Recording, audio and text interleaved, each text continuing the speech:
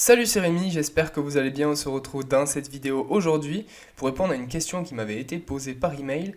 Comment intégrer, comment ajouter son site à Google Analytics pour avoir une mesure d'audience. En fait, Google Analytics, si vous ne le savez pas, est un outil pour mesurer l'audience, le trafic qu'il y a sur votre site internet, que ce soit en temps réel ou pour avoir différentes informations sur les canaux.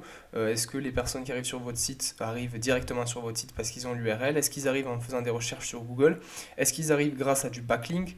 Est-ce qu'ils arrivent grâce aux réseaux sociaux?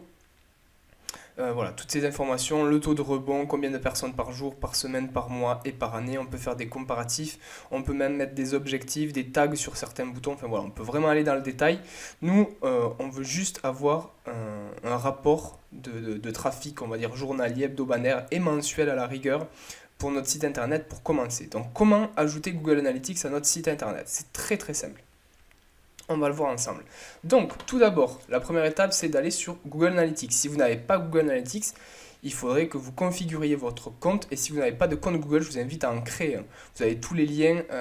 Je vous invite à cliquer sur le lien qui est dans la description si vous n'avez pas accès à tous les liens. Ou je vous aurai accès à mon article de blog où il y aura absolument tous les liens récapitulatifs. Donc, partons du principe que vous avez déjà un compte Google.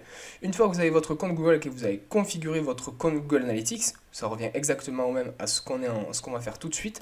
On va aller dans Administration et on va aller ajouter une propriété. Donc nous, en l'occurrence, on veut faire une mesure d'audience web, tout à fait.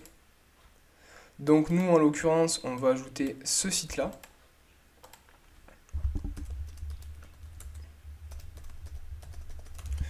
Hop. Ensuite,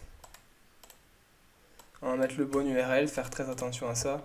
Sélectionner ici, France, le fuseau horaire, super important.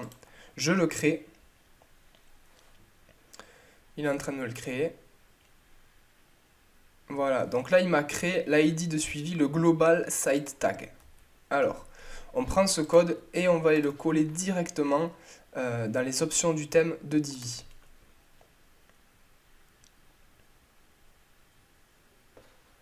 Ensuite, on va dans intégration, donc c'est pas forcément l'intégration, mais bien intégration.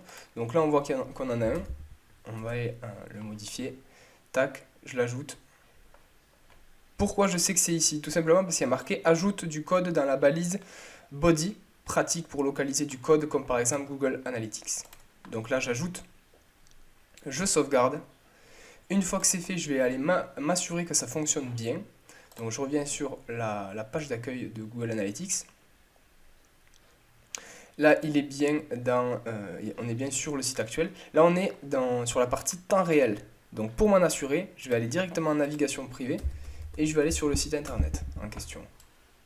Et on va aller voir si ça fonctionne. Normalement, je devrais avoir un petit slash avec marqué un utilisateur. Voilà, l'utilisateur arrive et voilà. Donc là, on est bien sur la page d'accueil. Si je veux aller sur la page blog, par exemple, normalement, il va me marquer blog. Voilà. Donc, ça fonctionne bien. On a bien installé Google Analytics, il reconnaît bien notre site internet et tout fonctionne parfaitement. Si vous êtes encore ici au terme de la vidéo, c'est que vous souhaitez aller encore plus loin, c'est que vous souhaitez développer votre visibilité sur internet et notamment sur les moteurs de recherche et passer devant vos concurrents. Pour cela, j'ai créé une checklist récapitulative de tous les points à aborder, de tous les points à mettre en place sur un site internet WordPress et Divi pour pouvoir bien l'optimiser pour le référencement naturel. Donc je vous laisse cliquer en description, vous aurez accès au document qui est dynamique. Pourquoi dynamique? Parce qu'en fait on s'en sert en interne pour pouvoir améliorer notre process régulièrement et que toutes les personnes qui travaillent sur les sites internet puissent avoir la même information et qu'on puisse oublier absolument aucune information. Voilà. On se retrouve dans une prochaine vidéo, à très vite.